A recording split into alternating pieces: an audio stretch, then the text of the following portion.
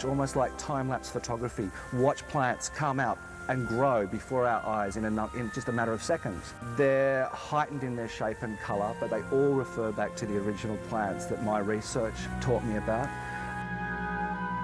And it took me to plants like this, the Araucaria, one of the great primitive plants, the stuff of dinosaur food that we still have in our gardens today.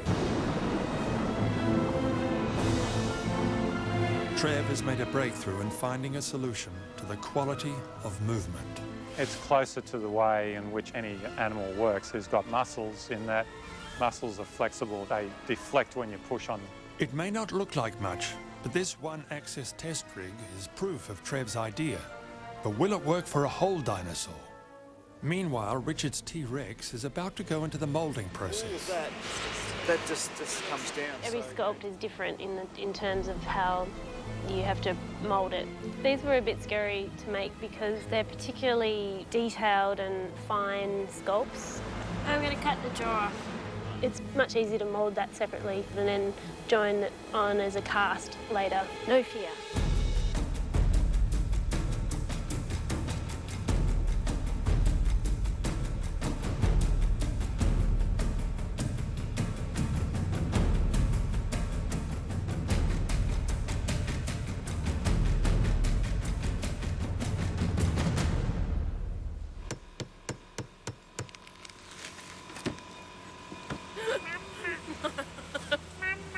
That's great. Most of the casts are rigid, to be used in paint testing or pattern making. We also cast the marquettes in a soft material as well. This enables me to play with the limbs and move them around and get some sense of how the creature would actually behave. Let's play paleontologist. All right, so then you're saying he's going to be more of his legs moving rather than his hips swaying. Yeah. Because he's a narrower hip. By manipulating the marquettes, Sonny and Trev are able to derive where the pivot points need to be and design the metal skeleton or frame that will support the creature. The first issue is to determine the range of movement these joints should have. And the second issue is as old as the dinosaurs themselves. Dr. John Long, Head of Sciences at Museum Victoria, explains. When we look at these giant sauropod skeletons, people often wonder, how did they hold up their massive necks and their big tails? Careful study of their bones has revealed they had an intricate system that held up the neck and the tail by ligaments, so it didn't expend any energy on behalf of the animal. The mechanical department face the same issues. If they use the hydraulics to maintain posture, there won't be enough power to make the creature move. They need the engineering equivalent of a dinosaur's ligaments. So we've come up with a structure in the centre of each animal which has this vertical movement, and it can twist and tilt. And that's just the three central axes on the body. Then we move out into the neck and the tail and all the left and right actions there.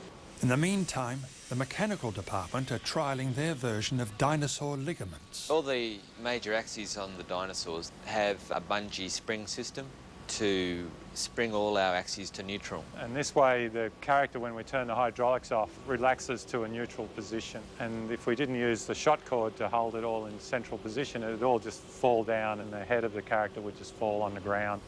On the other hand, the Utahraptors are a very different design, which presents very different challenges. As with the larger ones, weight is a huge issue. Getting it balanced is a really important issue, and making it performable without destroying our poor performer underneath. Okay, it's a prototype, that's why it's wrong. It starts out in much the same way as the larger dinosaurs, with the construction of a frame. It's a simpler design, but the execution takes just as long as the larger dinosaurs. The question is, how to turn a 1/20th scale marquette into a full-size dinosaur.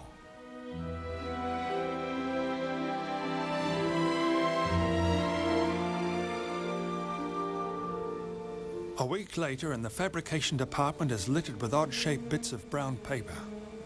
These full-scale patterns are derived from the marquettes in one of two ways. Either the marquette is scanned into the computer and virtually sliced up, or a physical marquette is sliced up in the workshop. In either case, the result is the same. Accurate 1/20th scale patterns. And from that we can blow those cross-sections up and sculpt by numbers, basically. We can create a whole dinosaur just by laying up these sections in the correct order. Finished. Eyes are one of the more engaging aspects of animatronics. Our process is to start off with the sphere of the right size. This is the eye mould pattern, which happens to be one of those silly $2 shop fortune-telling type devices. What's the question? Shiny does T-Rex want to be really shiny? Or does he want to be leathery? This is a yes or no. Consult me later. Oh no, now! We start off with the external shape of the eye, which is a perfect sphere. And then we take that perfect sphere and machine off on the lathe a lens thickness. So we might be taking maybe 1 centimetre off the top of it. So onto the surface of the eye mould, we have to paint the iris and the cornea of the eye. So when we put the eyeball back into the mould, the gap is filled with a resin. It sets clear, so it becomes very similar to the clear lens material that's over a real eye.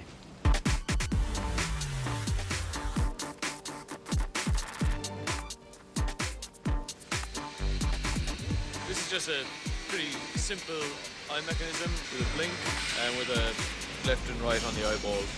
Because the eyes have mechanisms that need a flexible medium for the eyelids, so we're using latex rubber, which is a clay positive original of the eye sculpt. A plaster mould is taken from that. A latex skin is taken out of that plaster mould, and that latex skin is then applied to the mechanism. It'll work. Yeah, yeah.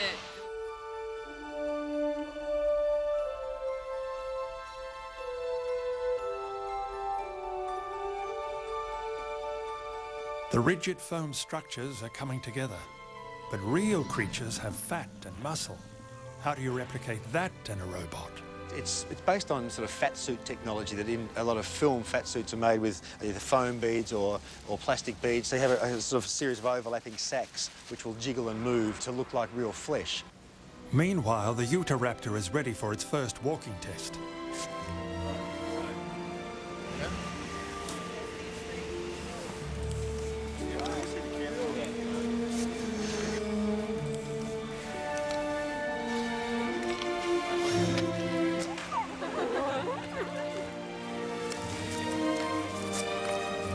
On the whole, it was a really successful test. Well, it still keeps me up at 3 in the morning.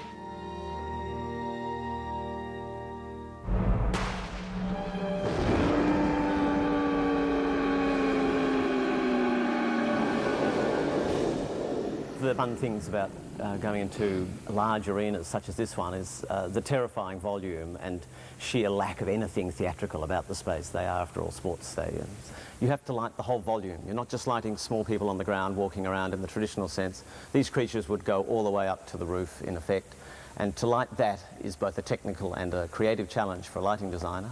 The amount of space that these creatures required to move around in freely and to roam, as it were, meant that the set designer and I were going to have to collaborate enormously because he had to leave a lot of empty space for them to move about in. Being an open space, we don't have the benefit of some of the more theatrical tricks you might bring into play when you're behind a proscenium arch and so on.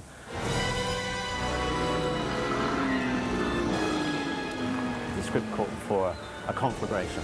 Flames had to strike, lightning had to strike, and creatures had to perish. Then a very large lightning explosion strikes the Earth, sets fire to the planet. You animate some 300 moving lights above the arena, cause fire and mayhem, and we move the show on. The lighting for the Dinosaurs fight is at the end of a number of attempts to give it again a heightened theatricality. And it really does play subtly and then not so subtly at the final gouge, but it plays on the tension of the moment.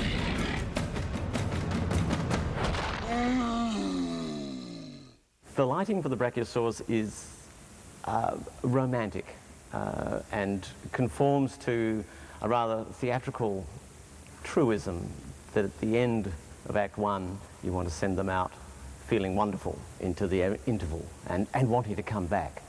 It's just a wonderfully romantic evocation of a time when big, wonderful creatures roam the earth.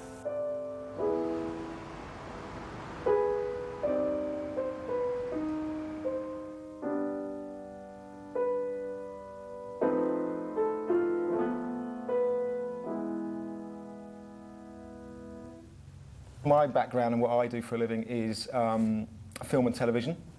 So I normally get finished film, and I have to sit there and fill it all up and have to make it all in sync. I said, how's it going to work on this? Because these guys are presumably not going to be programmed to move. Everyone said, no, this is going to be a live show. Sonny, who built the dinosaurs, he said to us, it takes, I can't remember what it was, but it was something like, for one of these creatures to move 1 metre, it will take this amount of seconds. So we literally sat there in this big room, and we went, you be the T-Rex, I'll be the Brachiosaurus, and we moved around, and I just had a stopwatch, and I went, OK, fine, that takes roughly 30 seconds. That takes a minute and a half, and that's how we put the whole thing together. In the show, this actual dinosaur is described as, an enigma. We're not quite sure what this was all about. And I have to say, musically, it was the same thing. I thought, what do you do for a stegosaurus? It's not big or small, or it's all sort of seemed a bit in between. So I tried to think of something a little bit regal, a bit stately, like a king might, as he walks into this throne room.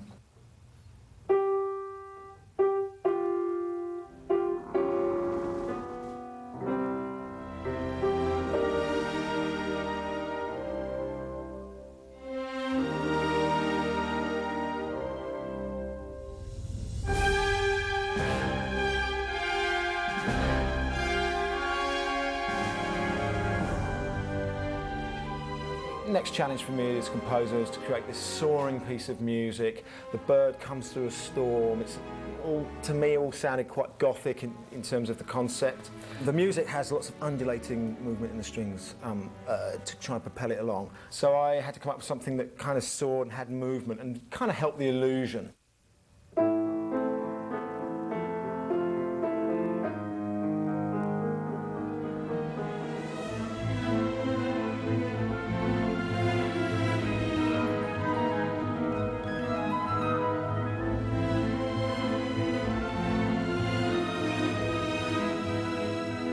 At the end of the show, the dinosaurs were wiped out, and the theory that we present in the show is that this big, great comet came down to Earth, and it was basically Armageddon, the end of the world.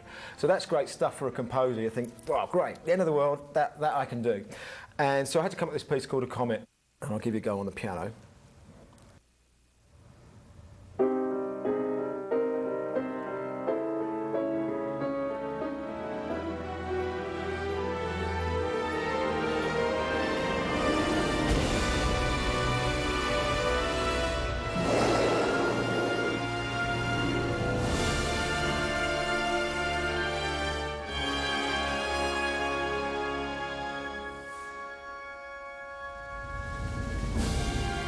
Leading into opening night, I don't think I've ever been so anxious.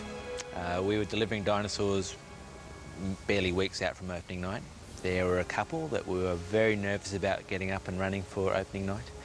And it was all untried technology. This is stuff that hadn't been done before, and we had no time to prototype, no time to play around. It had to work. Just hooked up the brakes, just hooked up the steering cable, just hooked up all the wiring. All the guys are just doing it now.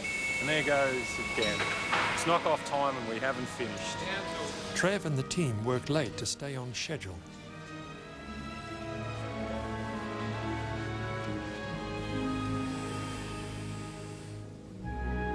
And the following morning, there's a new sound coming from the workshop.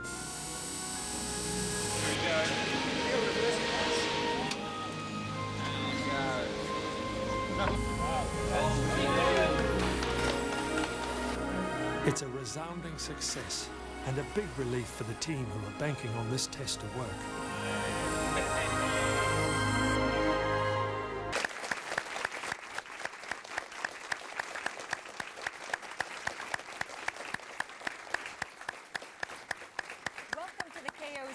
Studios. I'm Camille Dixon. And I'm Bill Rogers. We've been talking most of the spring about bringing Walking with Dinosaurs to an arena near you, and now it's coming to Staples Center in Los Angeles. Our KOCE night is Friday, September 10th. And this is your opportunity to get to see this show that you've been seeing the making of Throughout this program, now you get to see it live in person. With a $100 pledge to KOCE right now, we'll send you a ticket to see this program. It's a credit card pledge only, but please go to the phone. Let us know that this is the type of program you enjoy seeing on KOCE, and then let us send you to the show. This is going to be a spectacular event. KOCE night, Friday, September 10th at Staples Center in Los Angeles. You and the whole family can go, give us a call, make those pledges to get your tickets. Talk with one of our volunteers from the Fluor Corporation right now at 1-800-278-5050. And we have got seats. Boy, have we got seats for you. Take a look at these. This is Staples Center. Walking with Dinosaurs, the best seats in the house, I gotta tell you, bar none. And they're available to you right now by calling 1-800-278-5050. We got to see about the magic of how this program was put together. We see the passion of the creators, the music, the lighting, the structure, all the technical stuff. You were really into all of the, the technical design. This is amazing. You're going to get a chance to see more and more about Walking with Dinosaurs as we continue on with the program, because there are some incredible things that are about to come your way. But first and foremost, we want to make sure that you're headed to Staples Center on September 10th. That's the night, KOCE night, where you get a chance experience all of the magic. And the way to do that is to call 1-800-278-5050. Make your pledge of support right now at the $100 level for a ticket to see Walking with Dinosaurs. Talk with one of our volunteers from the Fluor Corporation and the Fluor Community Involvement Team. They're waiting to talk to you right now. We've got amazing seats and an amazing show for you to see. So come, give us a call right now, 278-5050, 1-800-278-5050. Walking with Dinosaurs is the show you've got to see. Take the whole family. It's a great way to wrap up the summer. Everybody will be starting into school again. They'll be doing all of that history and, geology and paleontology, learning everything. But this is a way to make learning fun and to experience it together as a family. 1-800-278-5050. Thanks.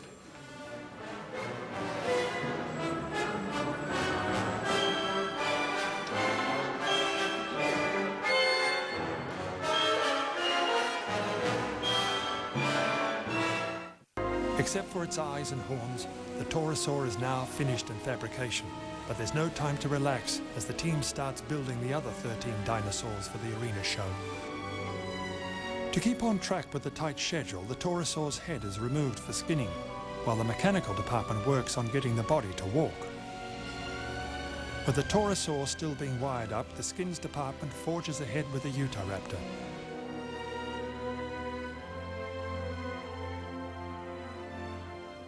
Jen makes up time by painting the Torosaur head. With no eyes, horns or body, Jen's painting must allow for these elements to be blended in as they become available. A week later, the Torosaur's walking action is ready to test. Pretty good, Trev.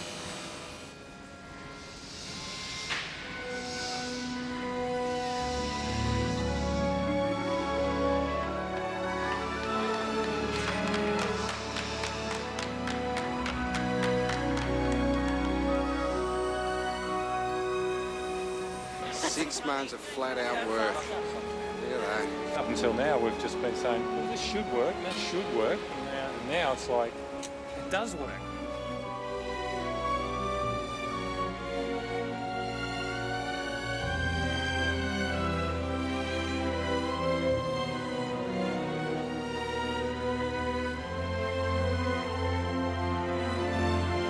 With the skin now finished, the team do a final walking test.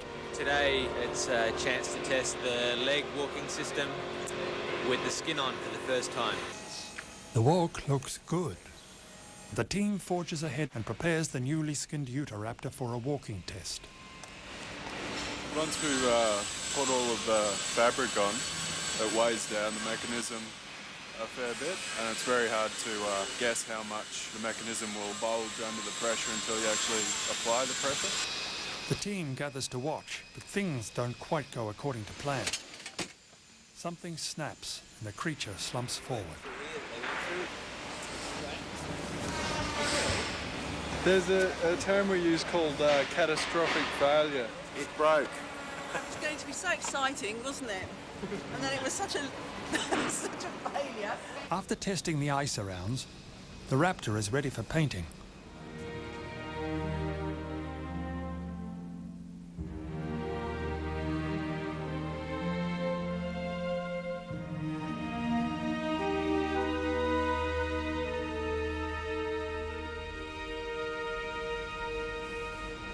With the Torosaur now painted, the mechanical department once again have access.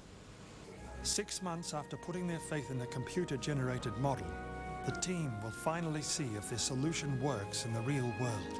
Fingers crossed. All right, let's see how we go this time.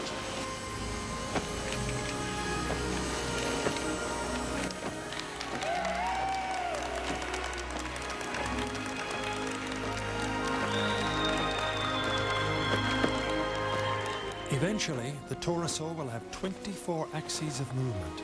What you see here is just 8 of them. We've got the valves in, we've just put the solenoids on. It's very exciting stuff. With the valves now installed, Trev and Dave prepare to fire up the body axes of the Torosaur for the first time. The problem is how to control all 12 axes of the body when a puppeteer only has 2 hands. The answer lies in incorporating them into what's called a voodoo rig. It's essentially a sophisticated remote control which has the same axes of movement as the Torosaur. All right, we right now? I think Pete's right.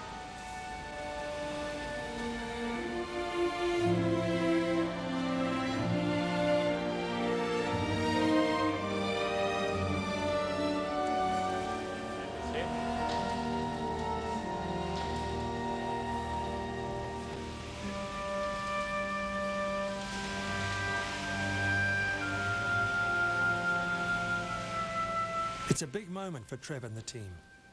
Everything seems to be going well until there's a sickening sound from the head of the Torosaur. Should be straight. So yeah, it's this structure up in here is the one that failed on Toro 1. And this whole thing is supporting load of the bungees, which counterbalance the whole weight of the neck and the head. It's a setback that's easily repaired. In fact, it's a blessing in disguise, because each breakage tells the team something about the weak points in the design and helps them build creatures that can perform consistently, show after show. However, any further testing will have to wait until the repairs are completed. We're up to one of the final things, and that is mounting the subwoofer speaker. And the sound comes from the Dinosaur as well as from the theatre speakers. We're just trying to work out how to fit a speaker that's actually bigger than the hole it's got to go in. But where do you find sounds for a creature that's been dead for 65 million years?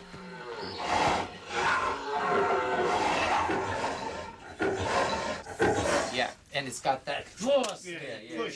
I used a lot of humans to morph them into the animal world, and then with, pitching it and running it through a few little boxes that I had, I was able to, just turn that into, say, the Torosaur. Each of the animals have, like, the tranquil, soft sounds through to panic sounds, probably about 80 different sounds per creature. A week later, the movements of the body are being incorporated into the walk cycle. So as that comes forward on the rear left, the body needs to twist to the right. The process is intricate, requiring the reduction of the way a real creature walks to a set of algorithms that can be programmed into a microchip which then controls the puppet. It takes a surprising amount of computer power to replicate the movements of a creature with a brain the size of a walnut. And not before time, as the puppeteers arrive to begin rehearsals. The plan of attack is to start Richard off without the suit. We'll preset our critter back in the corner.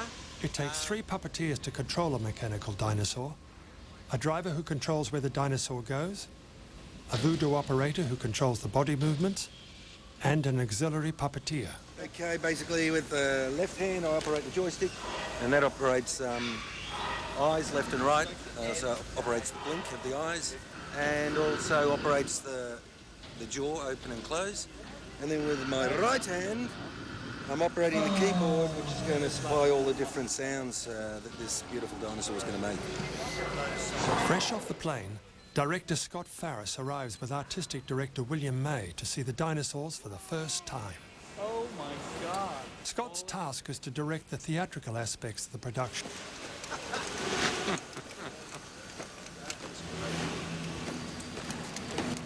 Look how fast it goes!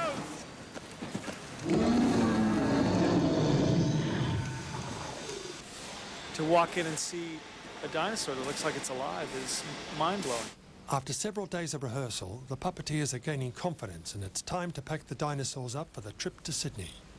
This is a case of how many people can fit around one dinosaur. We're doing last-minute checks. I didn't get much sleep last night. I was worried about loose bolts. So...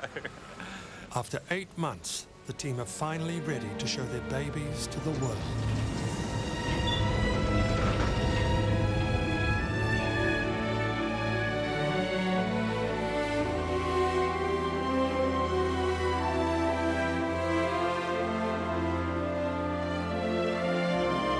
Treated the rehearsal process, from my point of view, like I would any show. So I treated the dinosaurs as actors, single actors, not teams of actors. That's when the dinosaurs come to life, and that's when you really believe that they're alive. As rehearsals get underway, the Allosaurus stands in for the T-Rex. Blocking is challenging as the crew are still missing 2 dinosaurs. Meanwhile, actors Felix Nobis and myself have been cast in the part of Huxley, a paleontologist who brings the story of the dinosaurs to life. Start moving when you say Pangea begins to break apart. Now there's going to be a passageway through here. Yeah. Back in the workshop, the build team works frantically to complete the last 2 dinosaurs. The T-Rex and the big Brachiosaurus are the stars of the show. They were deliberately scheduled last so that they would benefit from the team's experience. But the last 2 dinosaurs are also the biggest and therefore the hardest to make. The team are starting to worry that building them last might not have been such a good idea. The rehearsals finish 5 days before Christmas and the crew pack the dinosaurs for Sydney. But there's still no sign of the big Brachiosaur or the T-Rex. In the workshop, the atmosphere is far from festive. The creatures are moving, but it only highlights structural issues that will take time and personnel to correct. But Trev has neither, as many of the crew are required in Sydney for the setup.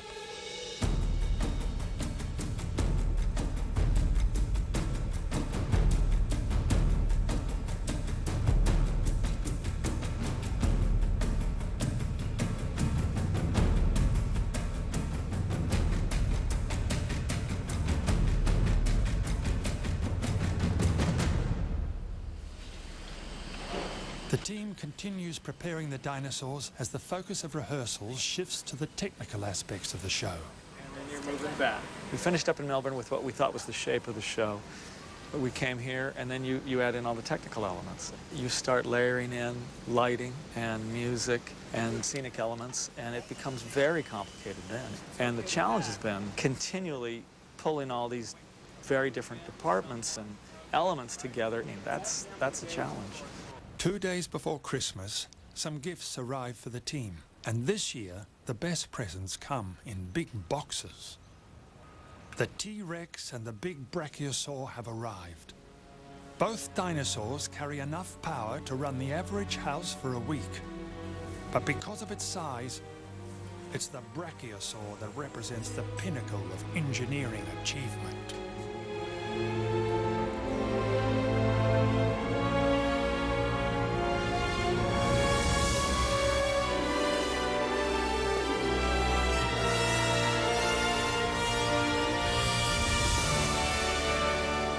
In life, it weighed as much as 20 elephants. It's a testament to the skill of the team that they can reduce the heaviest creature ever to walk the earth to the weight of a delivery van. The entire cast is finally assembled, and it's straight into rehearsals.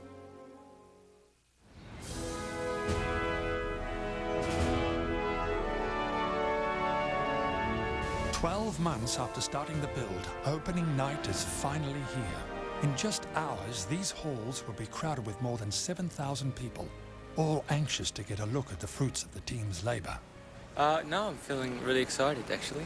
We've made it. I think we're ready. We're as ready as we're going to be. But backstage, there are other dramas unfolding. With less than an hour before the show, Trev has the big Brachiosaur opened up right back to the frame. We've been a little bit late doing a final check on this neck, and we've realised some of the turnbuckles haven't been upgraded to the proper spec. There's a chance that the neck would actually drops straight to the floor. No pressure at all.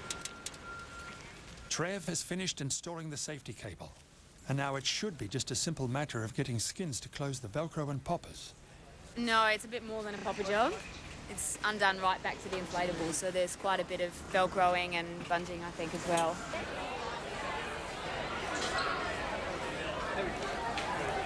That's not a 7, is it? No, this is an 8. Is that strap an 8?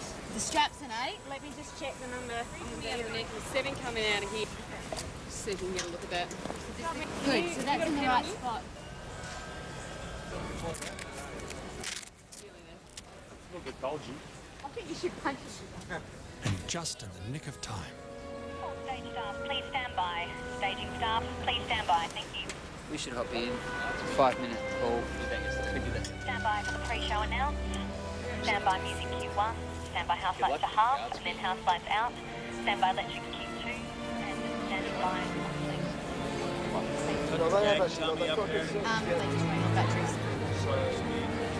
Sugars, everyone, here we go. House lights out, go. Music Q1, go.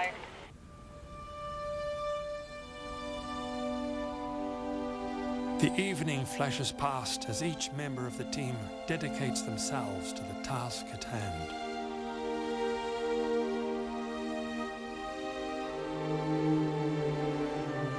The team, now consisting of more than 65 people, pull together a seamless show.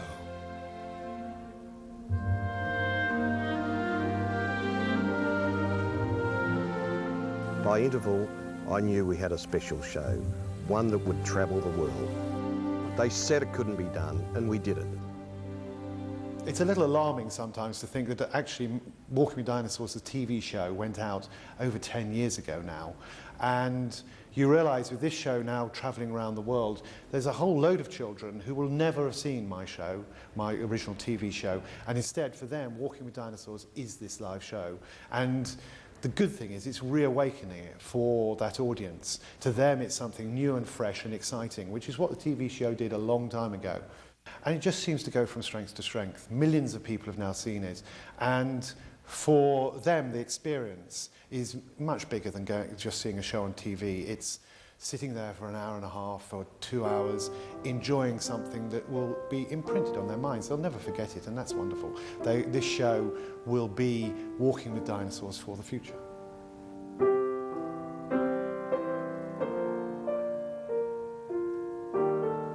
We knew that we'd arrived on the international scene when we played to a roaring crowd at Madison Square Garden.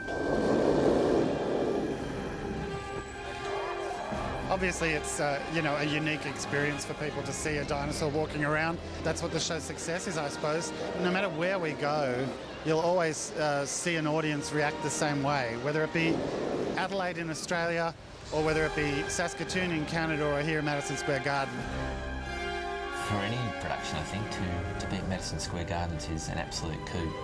And I never really thought we'd make it this far. I think I'll wake up tomorrow and say, hey, did that really happen? But it has. And I'm not the only one that's enjoyed the journey here tonight. It's all the kids, the parents, and especially the team. It's been like quite a long journey to get here. But we finally got to Madison Square Gardens. The last time I was at Madison Square Gardens was to watch Metallica. So we're hoping, like, you know, our show's going to get somewhere to reaching those same heights as those guys. So yeah, we're really excited about it. Yeah. To go down to Australia, as we did at the beginning, and actually see the dinosaurs in action. Because I wrote the script to videos and mobile phone calls. So actually to see them, it just blew me away. I mean, they're just so incredible. I was terrified, actually, because I had a whole huge group of theater friends, and I didn't have any idea what they'd make of it. But everything went well, and they all seemed to have had a good time, so I'm happy. Where do we go next? Well, hopefully Europe, Asia, and take on the world. I'm a very proud man. The extinction of the dinosaurs paved the way for we humans to evolve. But it's the human fascination with these creatures that makes them the subject of countless stories, all of them asking the same question: what would it be like to go walking with dinosaurs? Our team built these creatures to answer that question. So as the story of the people that made them draws to a close, the journey of these dinosaurs has only just begun.